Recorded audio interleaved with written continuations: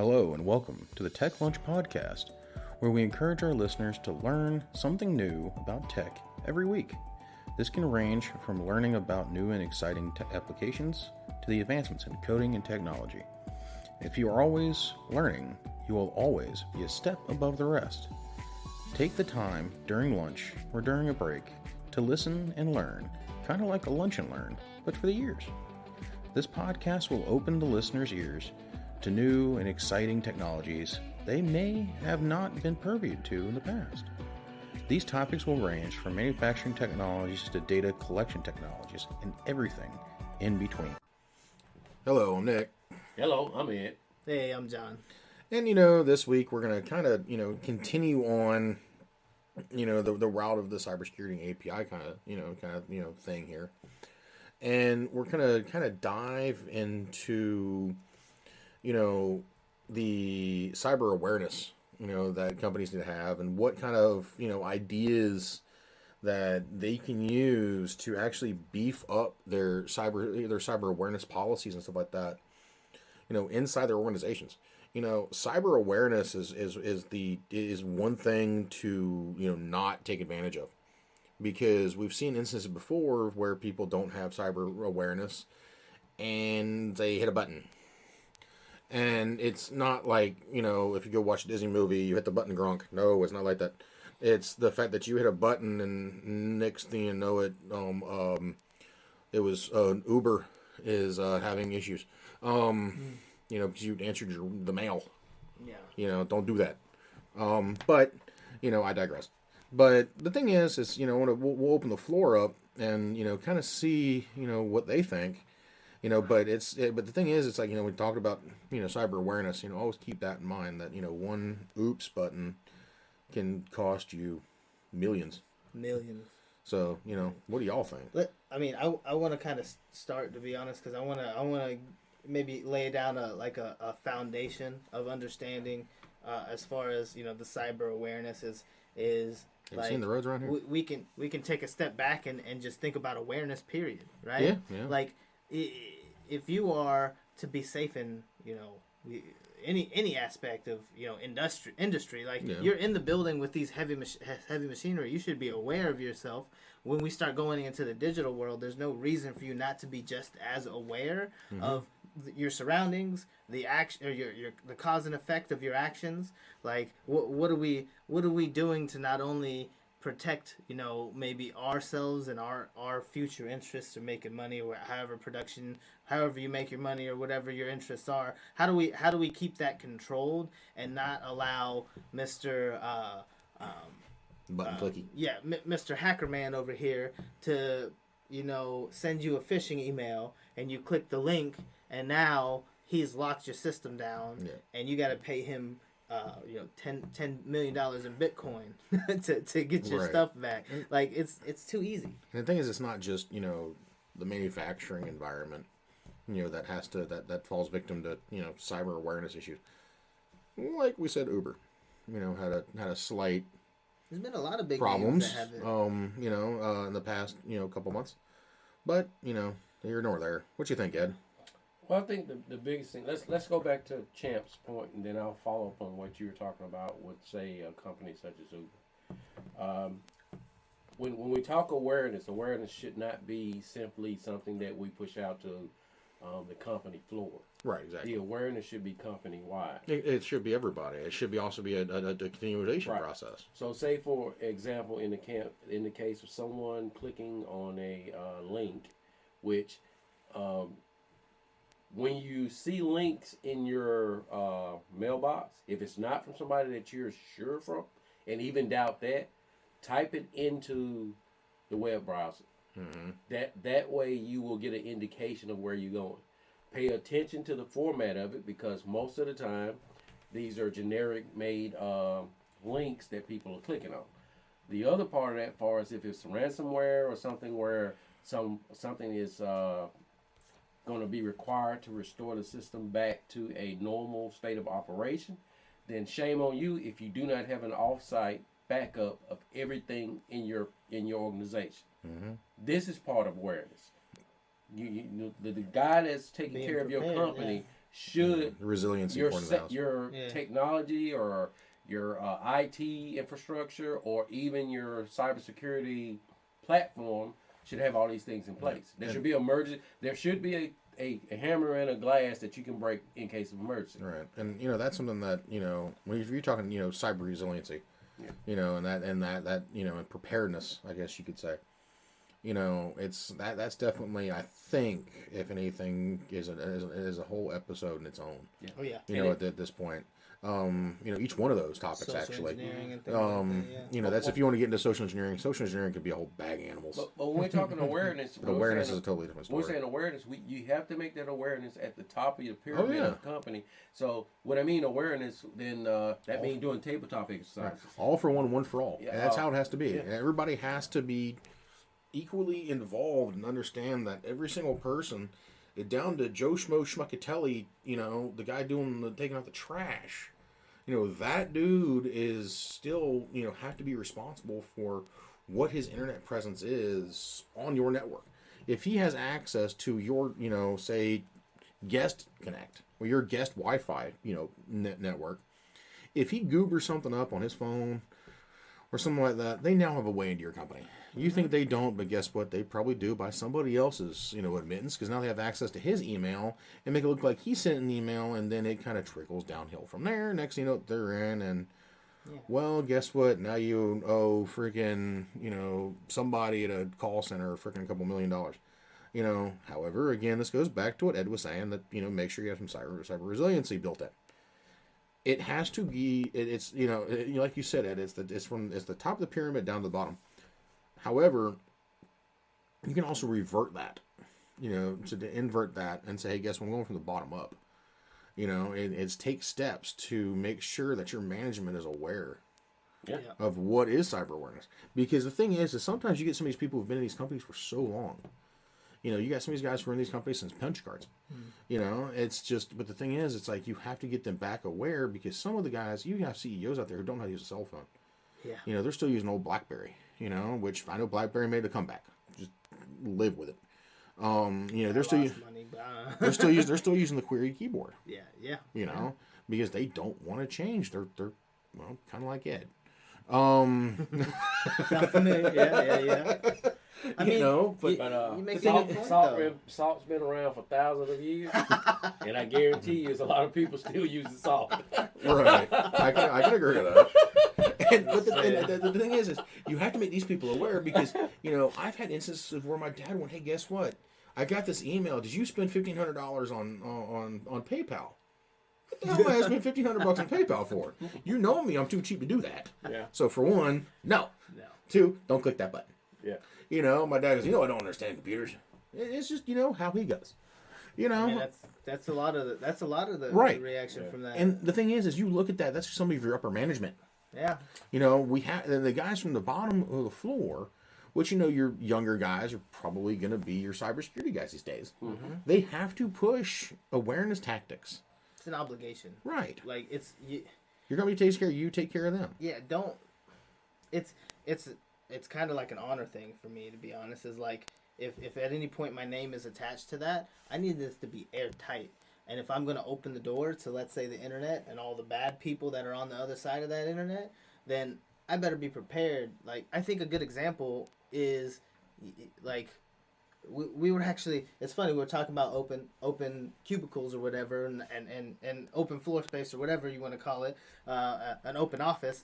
But it's the same thing as if you have an open office, you're leaving your wallet out there, you're leaving yourself vulnerable. Yeah, right? Shoulder surfing, or how different is me putting my password on a Post-it note and maybe hiding it under my keyboard?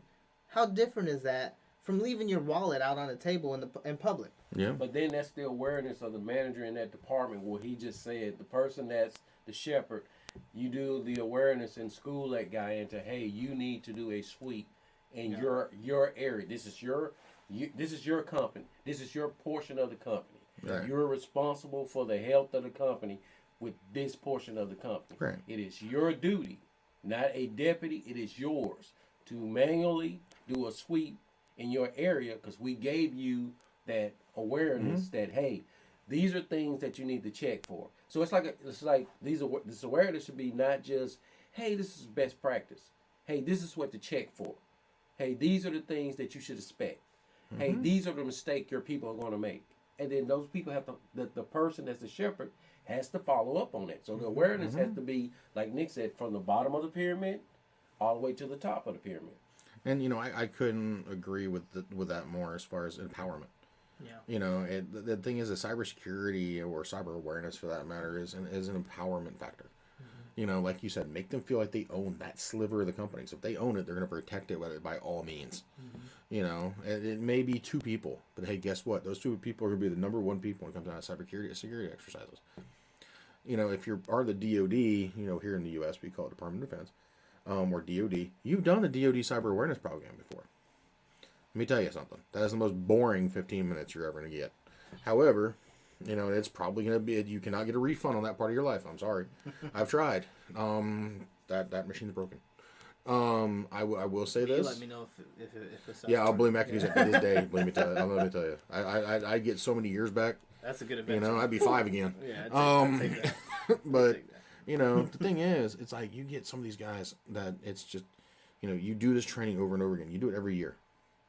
What stops small companies from doing, say, cyber awareness training once a year, or hell, even running an exercise to see if you know, or a pamphlet once a month. So like a campaign, right? A campaign, a month, right, on some topic, right? Exactly. Or even just like, hey, guess what? Here's our bulletin. You know, I can tell you, I get the one thing that drives me nuts more than anything in this world is companies who send bulletins to you, expecting you to read them because they have some sort of information in them. However, then you look at said information and it doesn't work. Like, cool, you told me we're having meatloaf, you know, at the cafeteria today. Okay, cool, that works for some people who like meatloaf. So maybe it should be like an infographic where there is some reading. Right. You know, it's basically a bite size of information, but the images give you everything you need to know. Give it a bluff, bottom line up front. You know, and the thing is like what you and me have talked about before. Yeah. Information boards. You know, why can I not have an information board per floor of my building that when you walk by it says, hey, remember, cybersecurity is your responsibility. You have to do this. Top points. And then you're bottom line up front. Cool, I got to remember that. You don't click on this. Don't click on that. Don't click on this. And then you start giving out, you know, like awards and stuff like that. If I run a pen test, or not even a pen test for that matter, you know, and this is something that, you know, eventually whenever I get my own company off the ground, it's probably what's going to happen, is, you know, if I do a phishing exam or a phishing test and I start hitting people, you know, to see, you know, if my company's big enough at least, you know, to see if they're, you know, absorbing that. If I realize that, hey, guess what? We're doing good. You know, you're going to start giving out awards for the people who don't hit the button. You know, more buttons you hit, less rewards you get. You know, that could be a day off. That could be, you know, a couple extra vacation hours. You know, something like that to give the incentive that, hey, guess what? Don't do something stupid. And I want to pitch this to John. It's probably saving them money. I mean, I'd rather buy you this prize than have you give my data away. Yeah. Buy you a computer, and then you don't have to give. You know, Hacker Mike over here, you know, $3.2 million to unlock my email. But once again, they took an image. You know, put that on the outside. Once they got to copy everything. That is a guy or a company or an organization that decided that they didn't value their information. Even if you pay for it to get it back, I'll just let you know this. That he's giving it to somebody. He's already given it to somebody else. Yeah. Or using it to leverage for the next attack. Right. Exactly. But I want to kick it over to John with one thing about what Nick's saying. The issue with it is they've done all kind of tests and tried all kind of programs where they had people that clicked on the button, went through an awareness, and they clicked on the button again. It is a psychological thing. Yeah. So you have to dissect what's coming inside of the email for phishing. So how would you approach that, John? So I'm going to be very honest with you. I like finding those differences. I don't know. You guys probably, there's a book when I was little that I would always get, and you'd probably get it at the doctor's office called Highlights or something like that. You would get the I Spies. How are these two pictures different and stuff like that. Like, to me, like when I'm it's also known as an eye exam. Yeah, I mean, same. Listen, spoiler alert, I can see, so this is good. Step one to cybersecurity: make sure you can. No, I'm just Make sure kidding. you Make sure you're looking at the right thing. Right. But no, It's a honestly, green cue. because at work I've almost gotten caught, and then you read something, and these guys are getting smart, so they know they're probably. I wouldn't doubt in a lot of cases that they're a person that's maybe sat in your position or had something similar to you, but like they see, humans are creatures of habit. They see your habit. You're like, oh, boom, he does this, then he does this step, and then he does this step, and then he puts his password in.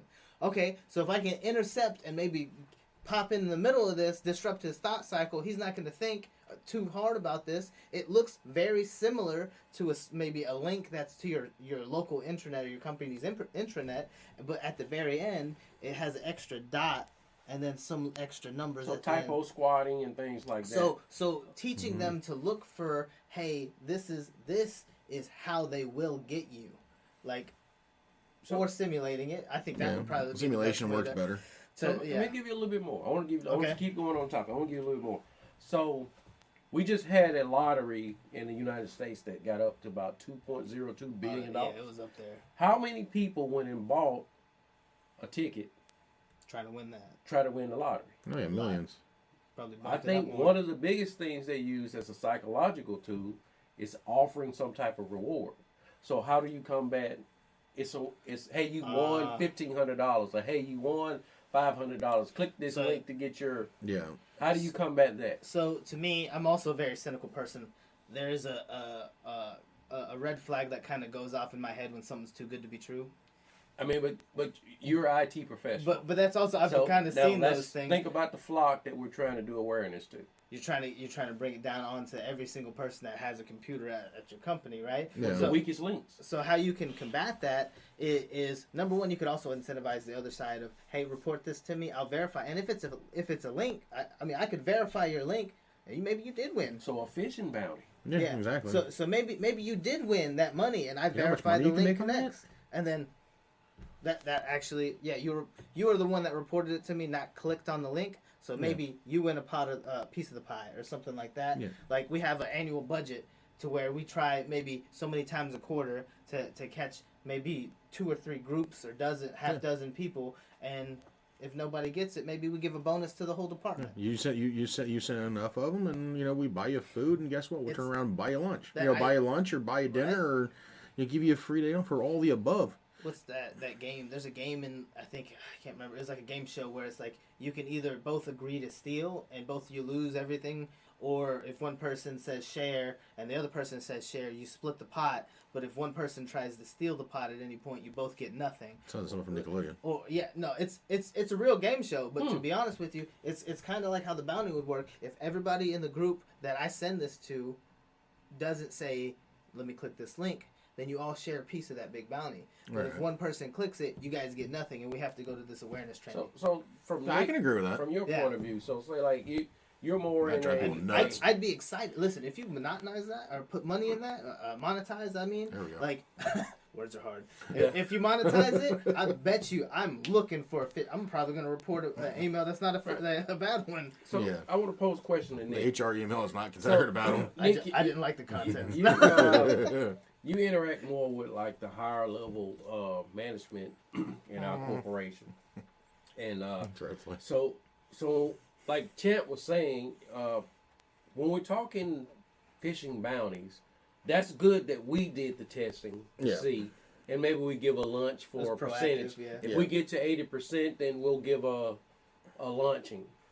But what do you think? Like, if you could also do this to CEOs, where they can show this as a KPI and present it as a metric to the board, where they're doing things to protect the health of the organization. That to me is if you can KPI, if you can put that on a KPI sheet, you can put a number behind it. That hey, guess what? We've had this many phishing attempts, or this many cyberbullying attempts, or this or that that we've intercepted and taken care of. Or we've ran the phishing awareness training so many times that people's nose bleed. Then okay, cool, we're here. Or, hey, guess what? I sent this same email out to 1,500 people inside my company, and no one clicked it. Everybody reported it. The thing is you can get, all of those metrics from your software that does it for you. Yeah. So you'll know exactly, for us, what plant did it most or didn't do it most. You pull that up on a KPI board, and you show kind of like a leaderboard. What I would do is I make a game out of it. Yeah. Okay, cool. Whoever has the highest KPI of you didn't click the button, guess what?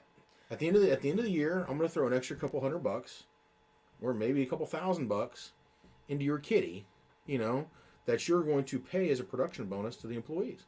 It incentivizes the fact that they don't hit that button. And the thing is it shows that CEOs are actually taking a proactive measure to be involved and make sure these guys don't hit the button. Instead of sitting there in a meeting all day going, yeah, guess what? We're not hitting any buttons. Mm-hmm. And next thing you know, you're starting to see malware pop up on your screen. Yeah. It's the one thing is there's no excuse. Absolutely no excuse for a CEO who is not informed nor involved when it comes down to cybersecurity. He needs to be the champion of that process. And what is that guy that you're talking about? Essentially, what has the new legislation from the U.S. government said what that guy is? He's culpable, right? Right. He's now responsible and figuratively jailable for if something happens inside your company. And the thing is the US, it's like if you start talking about the ISO, or stuff like that, your chief information officers, and all of this. You have all these different positions, or BISO, or whatever the hell people call it. Changed, but yeah. Right, and the different things. But the thing is who knows? You might have different things. Other companies call the same thing. Mm-hmm. You have cybersecurity professionals, right? Some of those people, you got your head on a block because here in the U.S. we do have something where we have something called CKIR, or Critical Infrastructure Protection. Critical Infrastructure Protection also falls under the fact that we also have to protect our network infrastructure, on top of the other infrastructures across the United States to endure the fact that you have rapid response to a problem in case of a national emergency. You're keeping what is considered the infrastructure of the country alive. You have stuff where it's, hey, guess what? I got power here.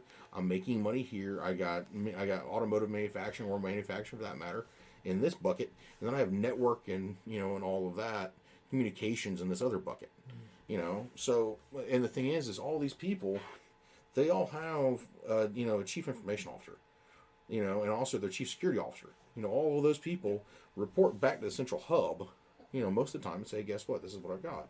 If they get hacked or something happens, they have to go to a federal government organization and report that. Say, guess what? Within a certain amount of time. Right, within I think it's 72 hours, and say, guess what? I've been compromised. But now here's the thing with that: if you fall under a CKR regulated event, I think it's within 8 hours that you have to report that you had a possibility and you're currently investigating. If you're not in a CKIR event, or CKIR infrastructure, or a CKIR department, you are now required within 72 hours to report. However, that goes back to your cyber resiliency pack. But the thing is, you still have to be aware of what happens at that point. However, your CEOs and your chief information officers and all this, your lead IT managers for your plant, or CTOs for that matter, chief technology officers, they have to be the champions of that. They have to understand that, hey, guess what? We have to put our foot down and say, guess what? We're going to do this. We're going to have fun with it, though. And that doesn't mean that the guy has to have all the answers. Oh, no. He has to know where to go pick the answers. And I want to do one more thing. I want to go back to Champ just for a second, because I have another point of view I would like us to visit. So, what Nick said is 100% correct. And when we're talking about from a higher level in your organization, we're not trying to put blame or put more weight or responsibility on any one individual. Oh, no. We're saying that everybody owns this burden.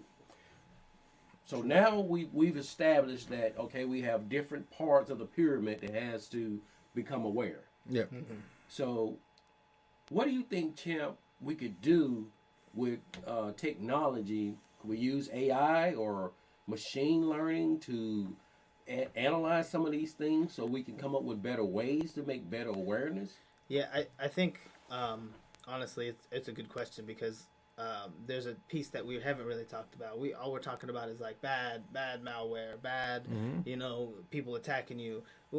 Why can't you hire somebody to try to show your vulnerabilities or hack your system? Why can't we do that to adequately prepare for that? So like ethical hacking, how we can verify. Hey, humans are creatures of habit. So I mean, when I log in to the day, I open majority of the same applications just to check a few things because those are going to be where my KPIs are at. Why? Of course, I need to see those things. So if we could teach that that's what most of malware or ransomware, I should say, or phishing, they're trying to catch you on is your habits. Like if we can kind of get ahead of that and make them understand that this is why this link says this because you have a similar report that maybe isn't unsecured and has got sent out, so we mimic it. But like at the end of the day, I think going back to what Nick's saying is it's not going to be important unless everyone makes it important, and making it important is devoting some time to it, and not just going through the motions, and understanding that like maybe spending the time in doing the ethical hacking or doing some vulnerability or penetration testing beforehand is going to be beneficial in the long run. Be the voice behind it. Yeah, I mean, I just think that like it's something that I saw very early on, and not my IT career, but like in any job, is that like we will follow the leader if the leader is bought into the same ideal too. So like if I can see your vision and you can explain or enunciate, get that point across to me, I'm going to be signed on in whatever way. So penetration testing is something that you can make an event that your team can contribute to, as well as incentivize it to keep them going. But like what you can also outsource some of that stuff. But I mean, I think being responsible is not the easiest thing in the world in all cases. So here's one thing, and I want to turn it back over to Nick after this. I just want to give a few ideas. We know some of the formats of these things. So the reason I brought up AI and machine learning, it's not AI is going to become iRobot and be able to do some of the things iRobot does. Right. AI in the sense that I understand these patterns, and these patterns can be analyzed, and machine learning can learn, and now we can set up filters. Yep. So we setting up an AI filter to send something to a sinkhole. Yeah. So now we sending these phishing emails to a sinkhole, which at the same time are getting analyzed. Yep. The other part of that the is spam filter type thing. But it's self-learning. A self-learning spam filter that gives us data that we can put into a dashboard and use Kibana and Elastic and Power BI and start to investigate. Hey, what are the tactics? That's what a honeypot is. That's what a honeypile is. Those are the things we could do, but intelligent honeypots. Intelligent. And that's when you start dealing with like country of origin and stuff like that. And penetrate the system and fixes those. One other thing that I would add to that, if we want people to understand social engineering, if we want people to understand the habits that they have, just like a psychiatrist could tell you why you have a tic. Oh, you have that tic because you got this disorder. Right. You can't pay attention because you have that disorder. So we should do, I think, role playing. We should put the person in that role playing, and say, hey, you're the guy. I want you to do social engineering. Mm-hmm. Hey, you're the other guy. And then now they start to understand when people are coming at them trying to get information out of them. That's the key. Mm-hmm. It's more social engineering than it is the phishing. Right. And social engineering develops the phishing. Right. And I think that, also... Yeah, that's true. Being able to, pretty much kick somebody in the teeth every now and then, with a little bit of information, for them to, kind of grab hold. I know, from my side, what I would do, honestly, is you can run a competition between all your employees. Who can come up with the best cyber awareness campaign? If you come up with that, guess what? You win this. You do this. And then you do that same thing every single month. So you always have a cyber awareness campaign ongoing. daily, monthly, yearly, if you're willing to do that. And then it's like, cool, and then at the end of the year, it's, hey, this is who had the best one all year.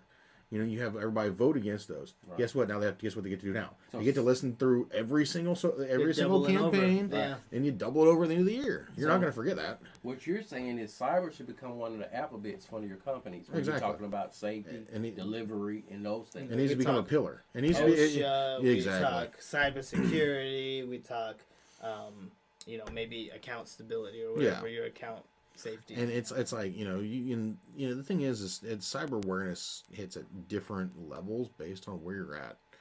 It depends on what your occupation is. Yeah. It's some people, they have to worry about it on their cell phones because that's all they use all day long. They're not using a company computer. Walk around mobile malware. Exactly. And you can easily jump from company to company. Let me connect my phone to your computer real quick. Yeah, let me give you this. But the thing is, it's like it can be anywhere. Yes, there's some people out there who don't. This file I need to show you. Right.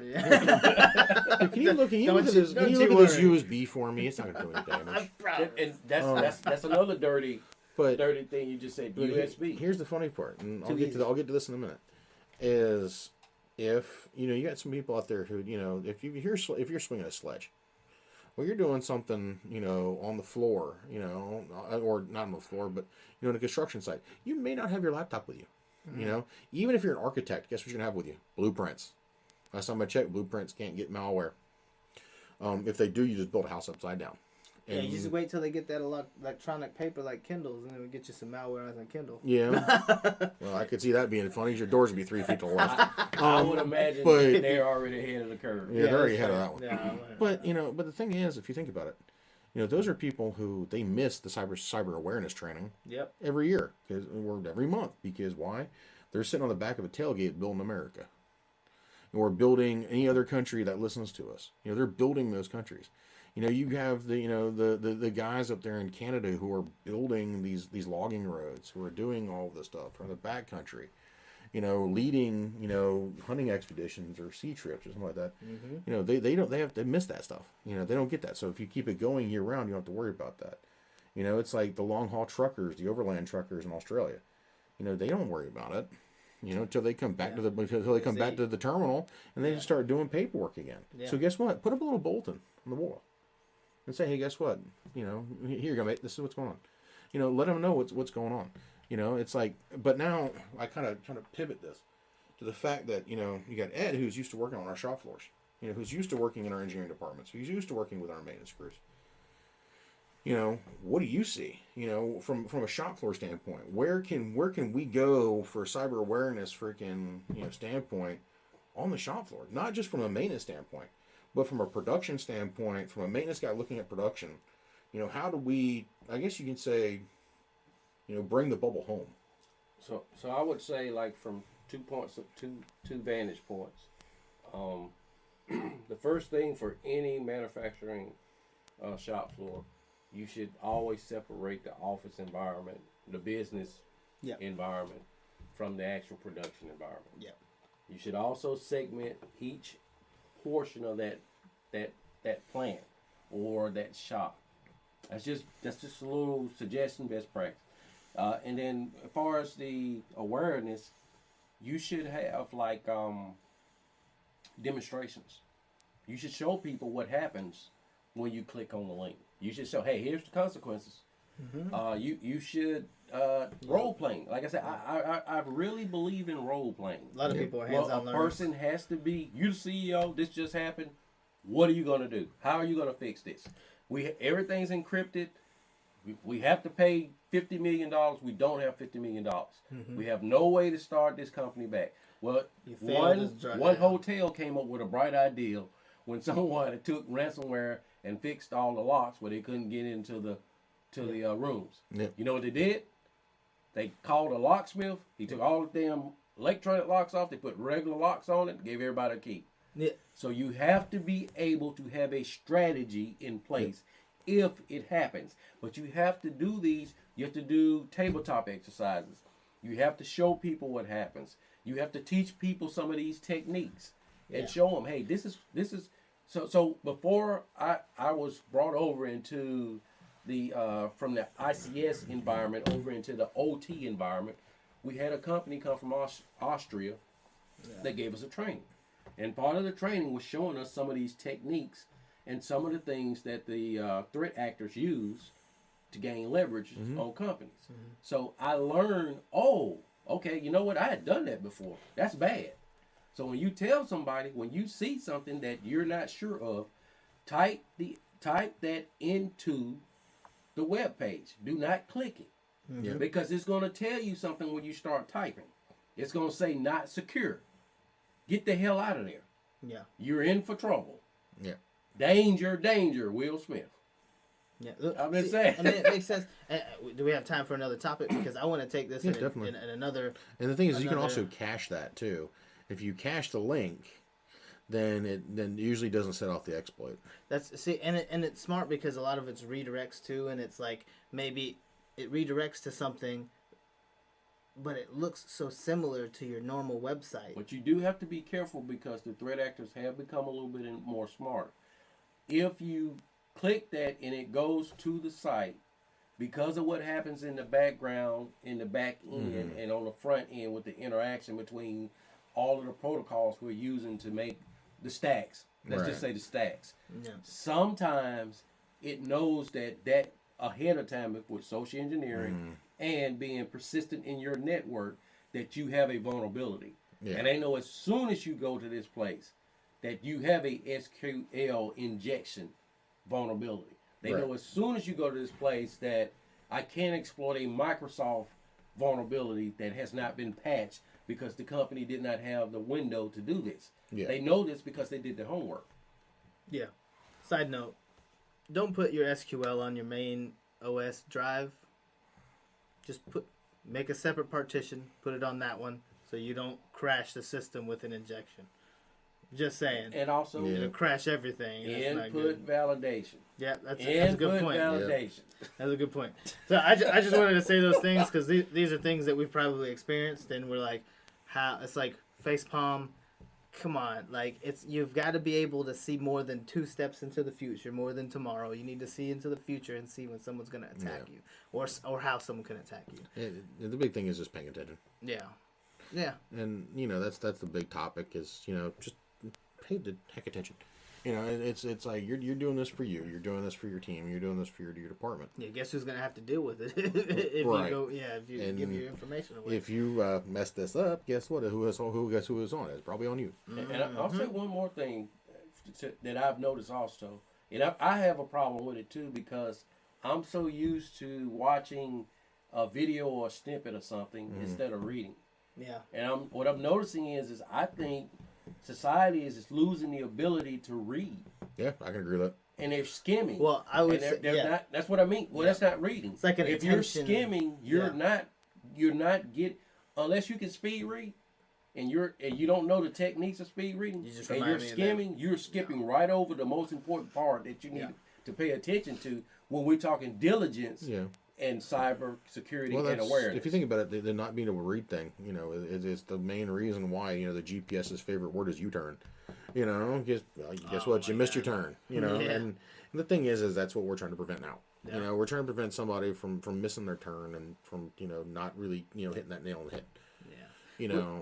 So we really are focusing. I mean, we're focusing on kind of what to do, how to prevent things like that. But I wanted, the reason I asked if we had time for another topic earlier is because I wanted to look at it from a different view, kind of twist it a little bit because less so the profit loss numbers, like that hurts, and that's an easy metric to kind of measure. Was this vulnerability more painful than the other? Blah blah blah. However you want to say it. At the end of the day.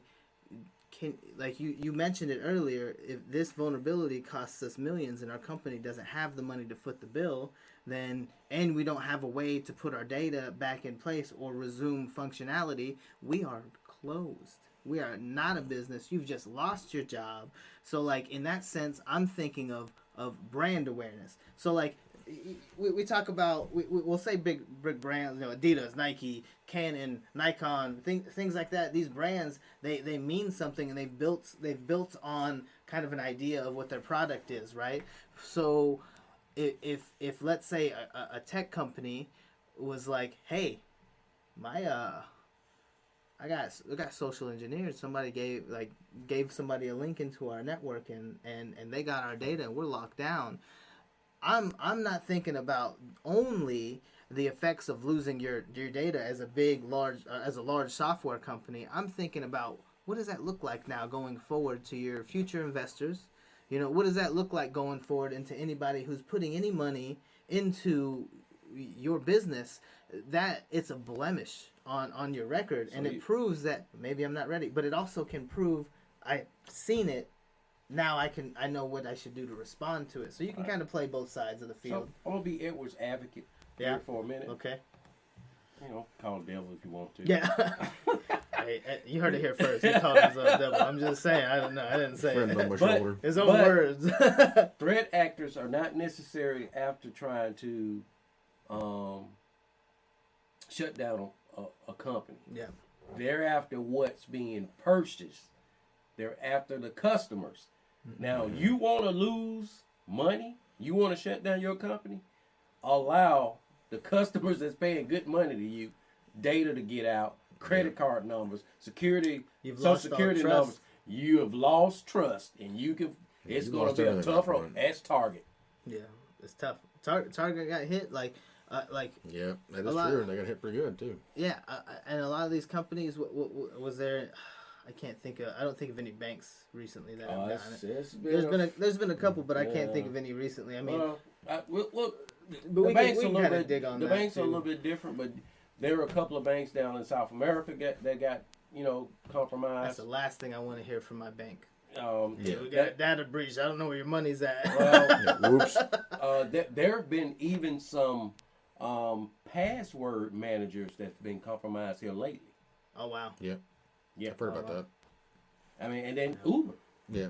And y'all, and just because we mentioned the fact that some password vaults have fallen victim to being exploited, please do not turn your desk into a password vault.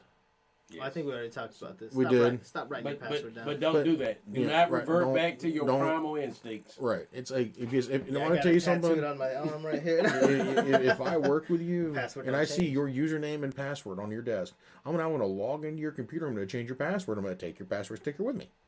And I'm going to see how long it takes you to call somebody, call my department, and say, guess what? I locked myself out of my computer. Well, we go back, we look and see, hey, guess what? What password did you have?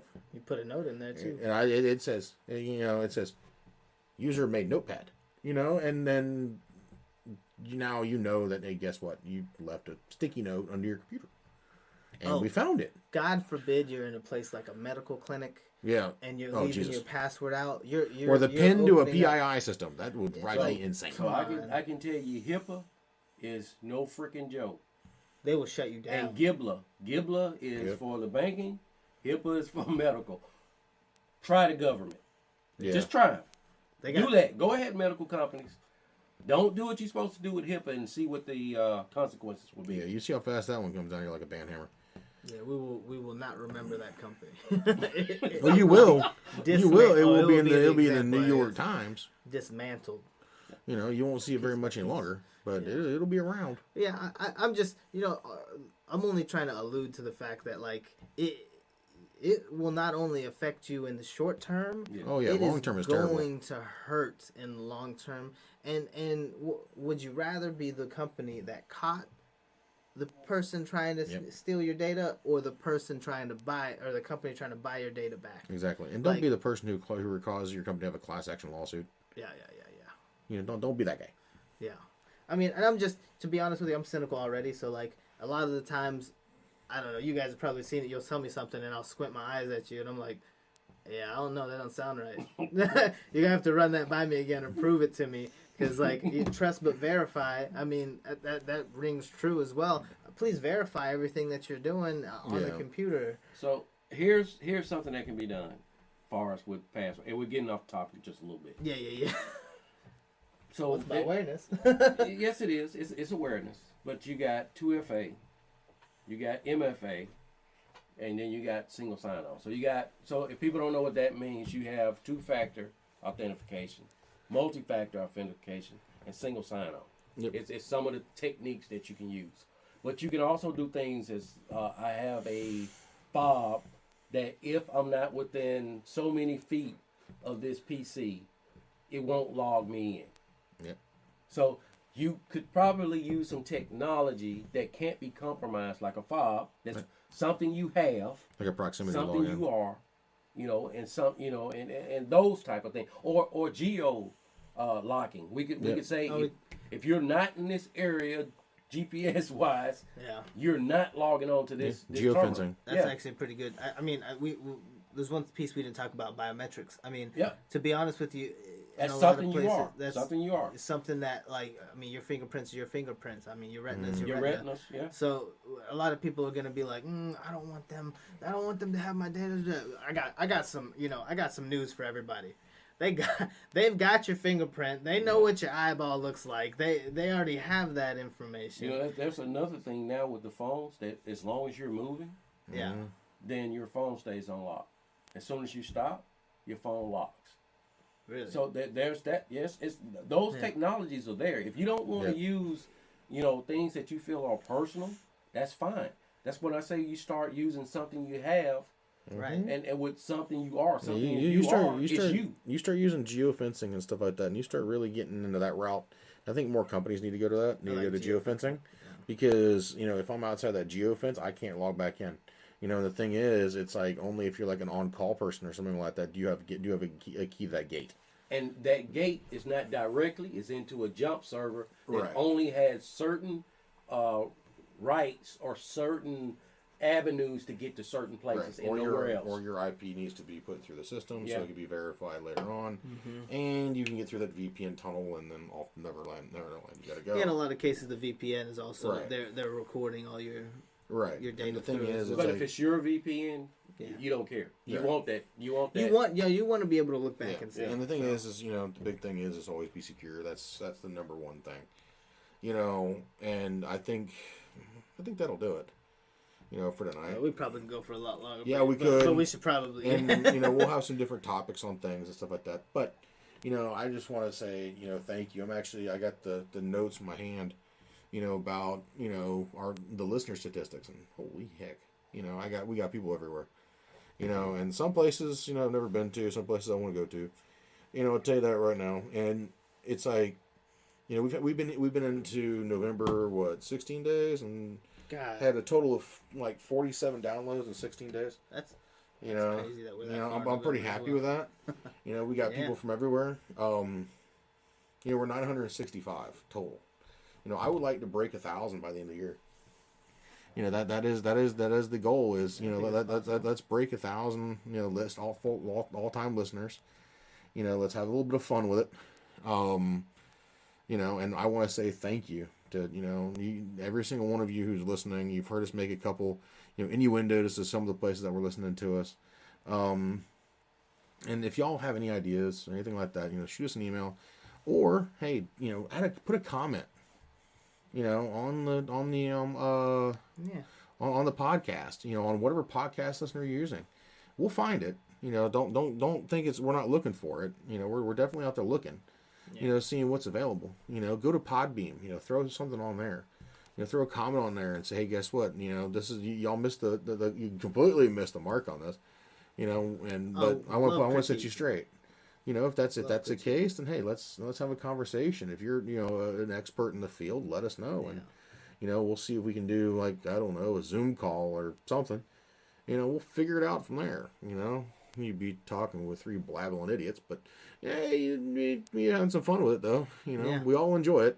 And the same thing. We're on YouTube. We're on all the the socials out there. Come and find us. We're not gonna bite. We're gonna have a little bit of fun with it. We're gonna welcome you into the group. And hopefully y'all be around here for a while. Yeah. I'm gonna turn it over to these guys, and I say thank you, and y'all have a good one. So I would like to thank you guys also, but I would also like to pose a question of the week. And the question of the week is, what is your security awareness program? Give us some feedback and give us some ideas that maybe we could share. You're talking about individually, individual companies or just individuals. Okay. What is your what was this month? What did you do in your organization to secure it more with security awareness? Yeah. Just to echo these guys, I also appreciate the listeners. It's something that I've never thought would be even possible. Just a couple guys blabbering about different topics that we maybe know a little bit too much about, or maybe enough to be a bit dangerous with. But at the end of the day, I'm also going to say, take this information with a grain of salt. You should hear everything being told to you, but you shouldn't believe everything that you see or read. So that's part of the cybersecurity awareness. Is like, you want $1,500. That's nice. You should verify first before you just outright say, I'm gonna spend $1,500 today.